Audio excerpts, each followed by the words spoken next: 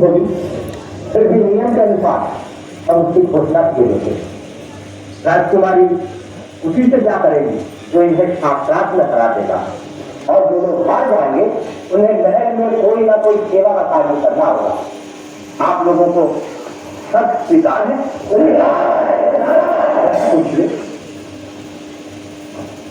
आदमी के जीवन में अधिक महत्व किसका होता है, कर्म का या भाग्य का? भाग्य का। भाग्यम फलम सर्वत्र न च विद्या न च तप। जब मनुष्य का भाग्य साथ नहीं देता तब उसकी विद्या, उसकी पुरुषार्थ सभी व्यर्थ हो जाते हैं। मैं इस बात को मानती, भाग्य जैसी कोई चीज नहीं, कर्म ही जीवन है। कर्मण्येवाधिकार रखते माँ फलेषु कदाचन। गीता जैसा मंत्र का यही संदेश है। किसी का संदेश सुनाने से काम करके देगा राजकुमारी। आप इतने बड़े दार्शनिक कैसे बने? पुस्तकों का अध्ययन करके, पुस्तकों का ध्यान आप समझते जाते हैं। इसका मतलब है आप भाग्य के भरोसे इतने बड़े पंडित नहीं बने, बल्कि पंडित बनने के लिए आपको काम करना पड़ा, ठीक है ना? राजकुमारी, आप ठीक ही कह रही हैं, लेकिन भाग्य ही बलवान होता है, इसका मैं आपको दूसरा प्रमाण भी देता हूं। वशिष्ठ जैसे ज्ञानी ने श्री राम के ब्याह का मुहूर्त निकाला, और वो मुहूर्त ऐसा था जिसमें पति और पत्नी का वियोग बोल ही नहीं सकता था। फिर भी सीता को राम से अलग होना ही पड़ा। ये भाग्य नहीं तो और क्या था? असंभवम मदस्य जन्म तथापि रामो दुर्गे मृगाय। आज तक संसार में सोने का हिरण पैदा हुआ है और न होगा। फिर श्री राम ने हिरण का पीछा किया। हिरण का पीछा करना एक कर्म था, और उसे कर्म का परिणाम पति पत्नी को भुगतना पड़ा।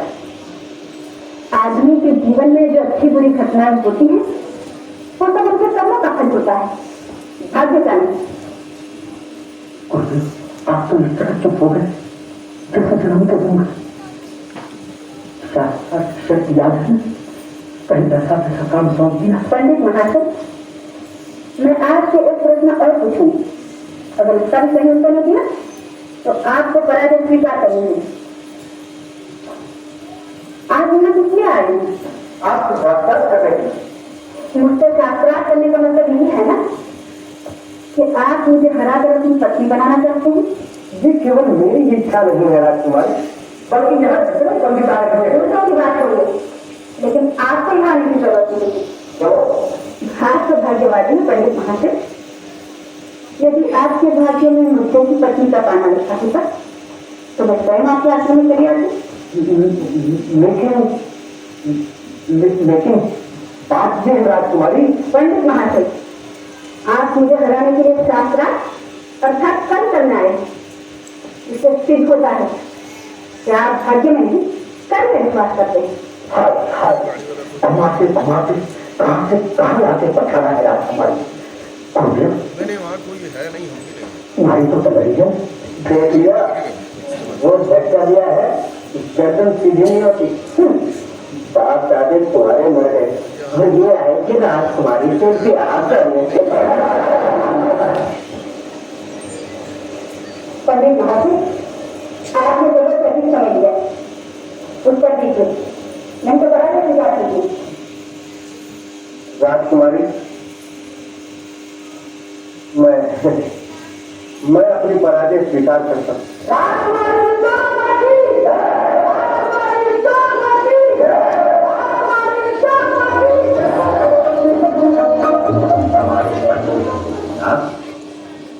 तुम्हारे पांडित्य पर मुझे अपमान इतनी सच्चा की बात है कि शास्त्रार्थ में तुम एक स्त्री के हार कर आए। आज की सोच तो समय के मरहम से अच्छी हो जाएगी मुझे, सिर पर सेवा की नंगी तलवार लटक रही, उससे जान बचाइए। तुम्हें कौन सा काम किया गया है सिद्धार्थ? ऐसे हुए लज्जा आती है आप जाने। मुझे बर्तन मारने वालियों का सरदार नियुक्त किया गया, और तुझे वो आई है गुरुदेव की, मुझे घोड़ों के लिए घास छिलने का काम सौंपा गया। ये देखिए भी चलाते चलाते हाथों में छाले पड़ गए। पंडितों का ये अपना, मैं बूढ़ा हो चुका हूं। राजकुमारी को साक्षात में हराकर उसका नाश नहीं करना चाहता, लेकिन अब उसका अनुमान दूर करना ही होगा।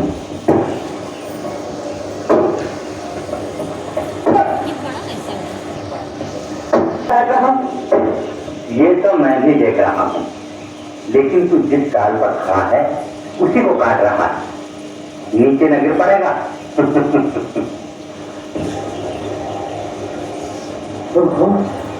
भी कितना बड़ा बुद्धू,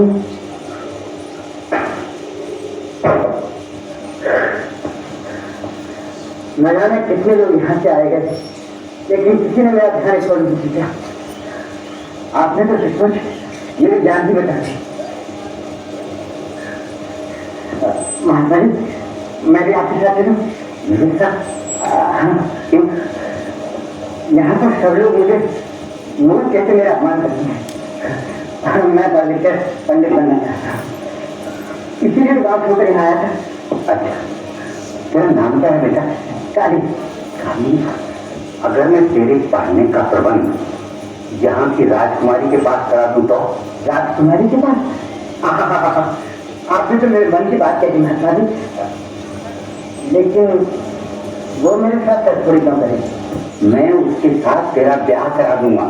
मेरा भी? हाँ, राजकुमारी के साथ? हाँ, वो बहुत पढ़ी लिखी स्त्री है, और कोई पढ़ी लिखी स्त्री अपने पति को मूर्ख नहीं रहने देगी।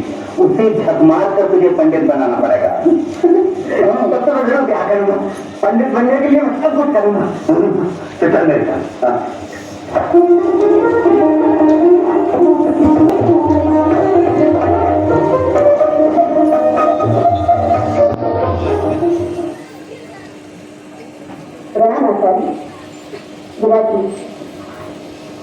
आज आपके साथ बात करने के लिए नारी के मुंह में इस अवस्था में भी आपका परेशानी हुआ।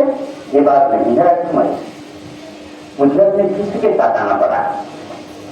आज यही आपके प्रश्नों का उत्तर इशारों से देंगे। इशारों से? ऐसा क्यों? आज इनका मौन व्रत। जिसका आपने उन्हें नाहक कष्ट दिया, साक्षात कभी हो सकता है।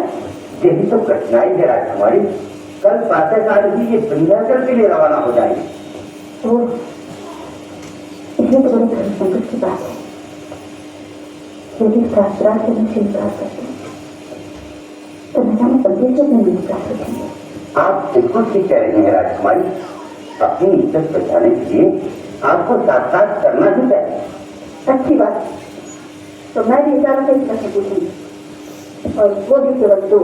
स्वीकार, पूछिए प्रश्न।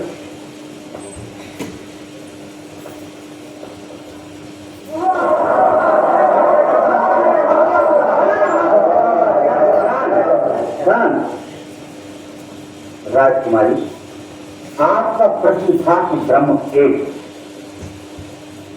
जिसके जवाब में हमारे शिष्य ने 2 उंगलियां दी। इसका अर्थ कि ब्रह्म एक अवश्य, परंतु इसके स्वरूप 2, एक निराकार जो दिखाई नहीं देता, और दूसरा साकार जो दिखाई देता। मैं आपके शिष्य के स्तर की प्रशंसा करती हूँ। मुझे अपने पहले प्रश्न पर करने दिया।